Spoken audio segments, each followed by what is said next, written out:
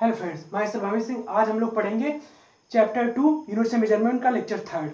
तो lecture third की topic है आज हमारा ऑर्डर ऑफ मैग्नीट्यूड। तो पहले हम समझेंगे कि ऑर्डर ऑफ मैग्नीट्यूड क्या होता है। तो मान लीजिए मेरे पास 2 रुपये है और कोई पप्पू नाम का बच्चा, उसके पास 2000 रुपया है। तो वो मुझसे कितना ज़्यादा है? 2000 मतलब 1000 गुना ज़्यादा है, मतलब 10 की पावर 3 ज़्यादा है।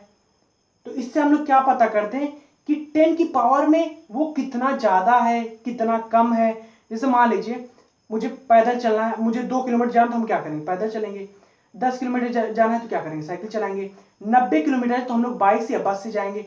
1000 किलोमीटर जाए मतलब कितना गुना, मतलब मैग्नीट्यूड कितना, 10 की पावर में कितना, वही उसका क्या होगा? Order of magnitude. देखिए, order of magnitude, power of 10 which is closest to its magnitude. हाँ, अब देखिए मैंने क्या कहा, 10 की पावर में, 10 की पावर मतलब जैसे 2 है, 2000, 1000 गुना मतलब 10 की पावर 3, तो क्या होगा? 3 इसका ऑर्डर ऑफ मैग्नीट्यूड।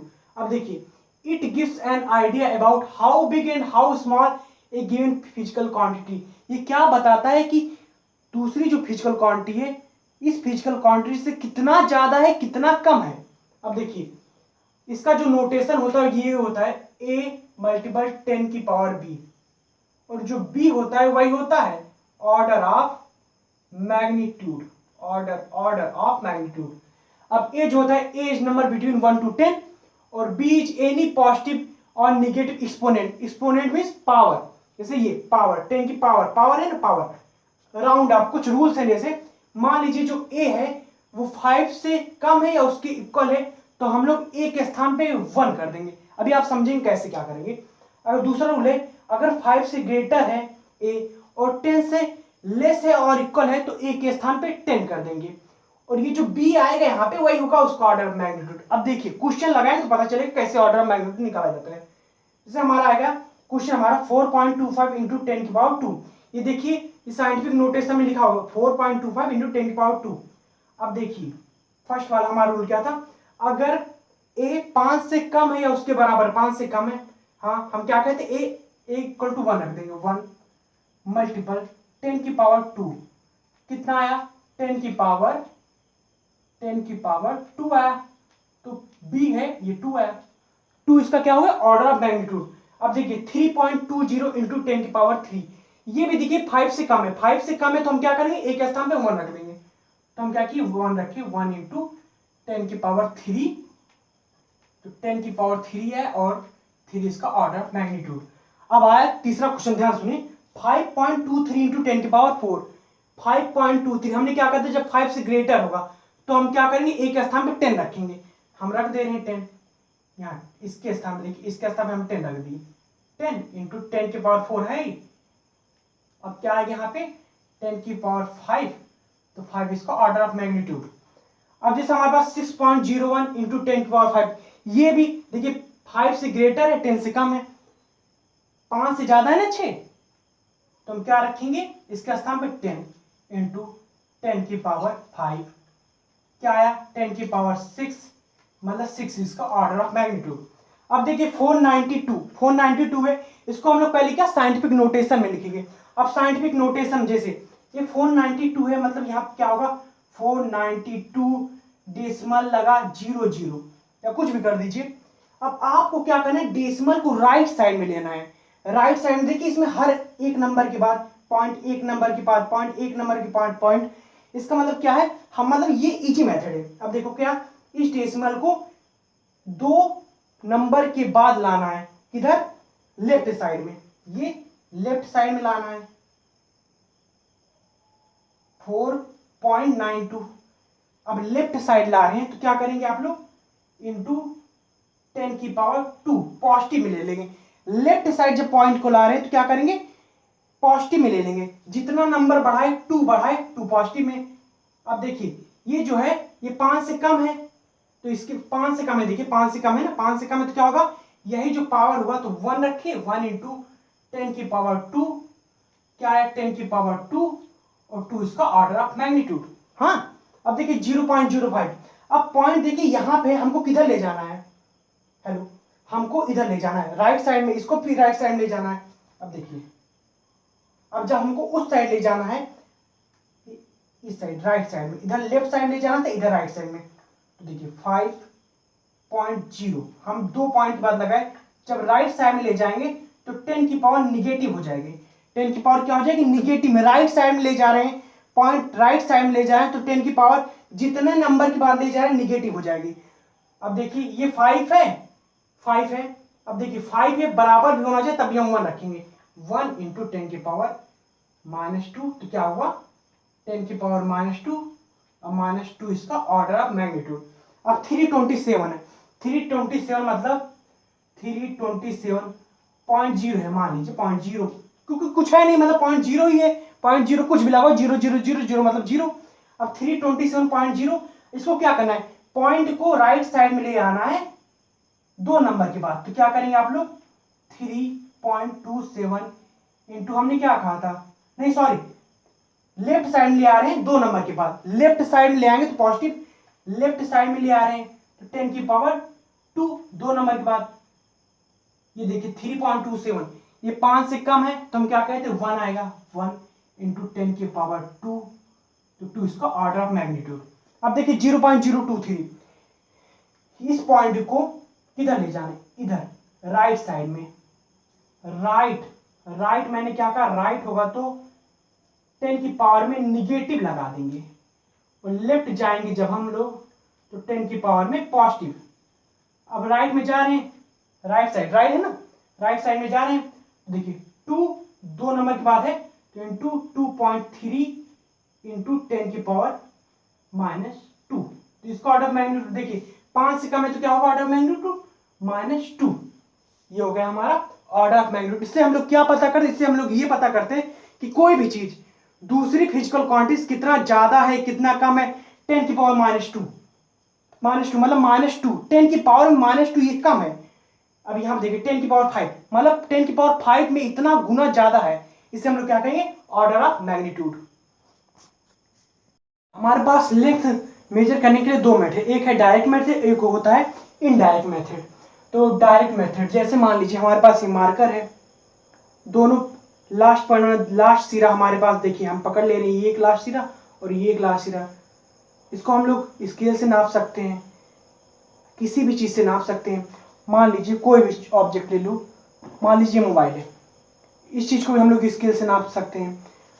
अब तो देखिए जैसे जो चीज हम लोग नाप सके आसानी से, वो सब डायरेक्ट मेथड में। ये देखिए आसानी से नाप जाएंगे, कोई बड़ा सा पटरा या कुछ भी ले लीजिए, उसको आसानी से आप लोग क्या करेंगे? मीटर स्केल या कुछ किसी चीज से नाप लेंगे। अब देखिए बाय डायरेक्ट मेथड से जैसे हम लोग नाप सकते हैं मीटर स्केल से, उसकी एक्यूरेसी कहां तक होती है? मीटर स्केल जैसे कोई चीज 10 की पावर -3 मीटर से 10 की पावर 2 मीटर तक रहेगा तो हम लोग मीटर स्केल से नाप सकते हैं। और वर्नियर स्केल और स्क्रू गेज, ये हमारा क्लास 12 में हम लोग को प्रैक्टिकल मिलेगा वर्नियर स्केल और स्क्रू गेज का, तो हम वहां पे देखेंगे क्या होता है वर्नियर स्केल और स्क्रू गेज। बीएससी में जाएंगे आप तब भी वही मिलेगा आपको, वर्नियर स्केल और स्क्रू गेज। और वर्नियर स्केल की एक्यूरेसी जो होती है वो 10 की पावर -3 मीटर से 10 की पावर -4 मीटर। 10 की पावर -3 समझ मतलब बहुत छोटा लेंथ मेजर करने के लिए आएगा। स्क्रू गेज 10 की पावर -3 मीटर टू 10 की पावर -5 मीटर, एकदम वायर जानते हैं, वायर जो होता है उसकी लेंथ, उसका डायमीटर मेजर करने के लिए क्या आएगा? Screw gauge. अब जैसे इनडायरेक्ट मेथड, क्या डायरेक्ट मेथड आपने क्या समझा? जो चीज हम लोग आसानी से मेजर कर सकें। जैसे ये है, दोनों सिरा हमको पता है, हम स्केल से आके माप लेंगे, इसे मेजर कर लेंगे, हमें मिल जाएगा। अब इनडायरेक्ट मेथड, जैसे कोई आप पहाड़ देखे, पर्वत देखे, अब बड़ा सा पहाड़ है, आप हाथ से पकड़ तो लेंगे नहीं, तो क्या करेंगे आप लोग? जैसे हमारे पास पहाड़ है, हमको पता है एंगल 45 है और ए से बी तक की पोजीशन, आप मान ली यहां खड़े हैं और बी तक ये लास्ट सिरा आपको पता है 40 मीटर है। आप जैसे 10th में होता है question, tan theta equal to perpendicular upon base होता है, तो tan थीटा 45 डिग्री आपको पता है, परपेंडिकुलर, यही परपेंडिकुलर जो है यही तो हाइट हो गई, ये परपेंडिकुलर हो गया, ये बेस हो गया, ये हाइपोटेनस हो गया। तो परपेंडिकुलर आपको निकालना है, 40 मीटर आपको बेस पता है, आपने फॉर्मूला रखा, आ गया। मतलब आप बिना ऊपर चढ़े, बिना उस पे, ये नहीं कि आप नीचे से कोई चीज मापते मेजर करते एक एक मीटर, ऐसा नहीं। आपने क्या किया? बिना चढ़े, बिना कुछ किए, बिना उसके पास गए, आपने फॉर्मूले में रखा और क्या किया? मेजर कर लिया। तो इसे क्या कहते हैं? Indirect method. अब इनडायरेक्ट मेथड का एक टर्म होता है पैरेलैक्स। अब पैरेलैक्स समझेंगे, पैरेलैक्स क्या होते हैं? मान लीजिए ये मार्कर है, दो आंख है आपके पास। अब एक आंख आप बंद किए, एक आंख खोले। मान लीजिए मैंने लेफ्ट खोला, ये लेफ्ट खुला है। अब इस आंख से हमने देखा इस ऑब्जेक्ट, इस मार्कर को, तो यहाँ से जो लाइन ऑफ साइट निकल रही है वो बैकग्राउंड, वो जो पीछे दीवार है, आगे हमारे जाके दीवार है, उस बैकग्राउंड पे ये लाइन ऑफ साइट, यहाँ से लाइन ऑफ, देखिए ये है मार्कर, इस आंख से ये लाइन ऑफ साइट हमारे आंख का जा रहा है और इस बैकग्राउंड की पोजीशन पे क्या हो रहा है, मर्ज हो रहा है। और दूसरी आंख से, दूसरा आंख हमने ये वाला आंख बंद कर दिया, खोल दिया। अब इस आंख से हम देख रहे हैं तो देखिए यहाँ से लाइन ऑफ साइट निकल रही है और उसके बैकग्राउंड की पोजीशन पे जाके क्या हो रहा है, मर्ज हो रही है। इस आंख से देखिए तो हमें यहाँ पे क्या दिखता है, ये इस बॉडी को हम लोग इसकी शिफ्टिंग नहीं कराते, लेकिन तो हमें दिखता है कि ये शिफ्ट हो रहा है। इसे ही क्या कहते हैं, पैरेलेक्स। क्या होता है parallax? It is the apparent shift in position of an object with respect to another when we shift our eyes sideways. क्या होता है? It is the apparent shift in position of an object with respect to another when we shift our eyes sideways. देखिए ये marker मैंने क्या कहा आपसे, मान लीजिए, सुनिए, ये नहीं छोड़िए, ये पॉइंट है, आप देख रहे हैं। अब आप अपने एक आंख को बंद कीजिए, एक आंख को खोलिए। जब आप इसको देखेंगे तो आपकी एक, जान लीजिए आपने राइट खोला है, ये राइट आप खोल रहे, ये लाइन ऑफ साइट जा रही, ये इधर से आ रही, राइट आपने खोला। अब आप लेफ्ट से देख रहे हैं, लेफ्ट से आपके ये देखिए लाइन ऑफ साइट जा रही, तो यहाँ पे जो बैकग्राउंड है इस पोजीशन पे शिफ्ट हो रही है। तो क्या हो रहा है, मतलब इस पे आपको दिखेगा शिफ्टिंग हो रही है। अब ये कुछ एंगल का फॉर्मेशन कर रहा है, ये देखिए फाई एंगल, मान लीजिए फाई या थीटा, इसे क्या कहेंगे, पैरेलेक्स एंगल, पैरेलेक्स एंगल। और ये क्यों होता है? क्योंकि हमारी आंखों के बीच में डिस्टेंस के कारण ही होता है, जिसके कारण कुछ एंगल का फॉर्मेशन होता है। हमारे एक आंख से वो जब ऑब्जेक्ट को देखती है वो क्या करते हैं, उसके बैकग्राउंड की पोजीशन पे मर्ज करती है, कॉन्साइड करती है। और दूसरी आंख जो वो जब उस बॉडी को देखती है उसके बैकग्राउंड की पोजीशन पे मर्ज करती है। इसके कारण हमें क्या होती है, हमें लगता है कि शिफ्टिंग हो रही है। क्या? अपेरेंट जो हो नहीं रही, लेकिन हमें लग रहा है कि हो रहा है। इसे क्या कहते हैं हम लोग, पैरेलेक्स। अब देखिए पैरेलेक्स मेथड का हम लोग यूज कहां कहां करते हैं। मान लीजिए आप स्टार को देख रहे हैं, अब यहां से स्टार तक की डिस्टेंस निकालें तो आप लोग पैरेलेक्स मेथड से निकाल सकते हैं। आप कैसे? मान लीजिए मैं अमित हूं, मैं यहां से देख रहा हूं, स्टार को देख रहा हूं। कोई पप्पू है, वो यहां से देख रहा है स्टार को।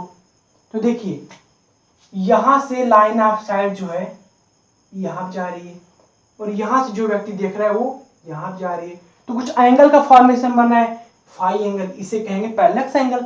मैंने लिखा है, पहले बताया था पैरेलेक्स एंगल। अब देखिए, और हमने मान ये लेट कर लिया, यहां से स्टार्ट तक की जो डिस्टेंस वो कैपिटल डी है। और हमें पोजीशन तो पता ही होगा ना, वो कहां से, हम दोनों किस पोजीशन से हैं, मैं यहाँ पे, वो किस पोजीशन से, हमें पोजीशन तो पता होगा, बी हमें मालूम है। अब देखिए यहां से मान लीजिए आपने कोई आर्क लिया आपने, एल लिया। अब देखिए ये डी जितना दूर होगा, डी जितना दूर होगा, डी जितना बी से, ये देखिए डी जो है वो बी से बहुत मच ग्रेटर देन बी है। और एल जो है, अगर डी जितना दूर रहेगा बी से, एल उतना बी के बराबर रहेगा। ये देखिए ये क्या होता, कोई आर्क लीजिए आपने, आर्क लिए, इसको ये देखिए, जैसे आर्क लिए आपने किया, कोई आर्क लिया, इसको जितना दूर करेंगे स्ट्रेट थोड़ा होता चला जाएगा। हाँ, तो मतलब क्या, एल जो होगा वो बी के अप्रॉक्सीमेटली इक्वल हो जाएगा। अब हम जानते हैं एंगल इक्वल टू क्या होता है, आर्क अपॉन रेडियस। आर्क क्या है, एल हमने आर्क लिया ना, और रेडियस क्या है, डी। हमने डी माना कि डिस्टेंस क्या है, डी है। और हम कह रहे हैं आर्क वो जब जितना दूर होता चला जाएगा, एल बी के उतना अप्रॉक्सीमेटली इक्वल होता चला जाएगा। तो एल बी के बराबर हो जाएगा, B upon D, capital D. तो हमें यही डी निकालना है, इसके डिस्टेंस। तो डी क्या होगा, बी अपॉन 5। एंगल हमें पता रहेगा, बी हमें पोजीशन तो पता ही, और हम लोग क्या निकाल लेंगे आराम से।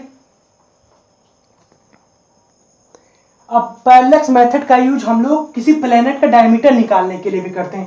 पहला हम लोग किस लिए करते हैं, कोई स्टार है या उससे भी कोई ऊपर चीज है उसके डिस्टेंस को पता करने के लिए, और दूसरा किस लिए, प्लेनेट या कुछ भी है उसका डायमीटर को पता करने। अब कैसे करेंगे, देखिए मान लीजिए आप यहाँ पे खड़े हैं, ये अर्थ है, ये आपका अर्थ है आपका अर्थ, और आप यहाँ पे खड़े हुए हैं। कोई प्लेनेट है, डी आपने अभी मैंने डिस्टेंस बताना आपको सिखा दिया, तो डी आप निकाल चुके हैं। अब आपको इसका डायमीटर, इस प्लेनेट की डायमीटर निकालना है। तो कैसे निकालेंगे, ये आप देख रहे हैं यहाँ से फाई एंगल बनेगा, फाई। अभी आपको मैंने क्या कहा, एल एल डी और बी, डी बी से जितना ज्यादा बड़ा होगा एल और बी अप्रोक्सीमेटली उतने इक्वल होते चले जाएंगे। तो सेम वही angle equal to arc upon radius, arc है ये और ये रेडियस। अब हमको ये डी निकालना है, डी हमें पता नहीं इसमें क्योंकि यही डायमीटर हमने किया है डी एज्यूम। तो डी इक्वल टू मल्टीपल हो जाएगा एंगल इनटू रेडियस। तो हम क्या निकाल दिए, पहले हम लोग क्या निकाले कि कोई भी डिस्टेंस, जैसे स्टार है, यहां से हम अर्थ पे खड़े, स्टार कितना दूर है हम क्या कैसे पता करेंगे, पैरेलल मेथड लगा के क्या करेंगे हम लोग, क्या करेंगे, जैसे ये है बता देंगे फिर से।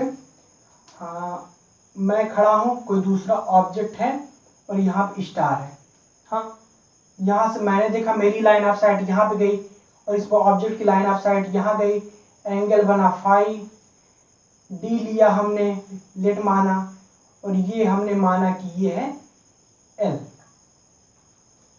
तो angle equal to arc upon radius, ये आर्क मान ली, आर्क बन रहा है, अब बी आर्क ही ले लीजिए, एल ही ले लीजिए क्योंकि इक्वल ही करना है।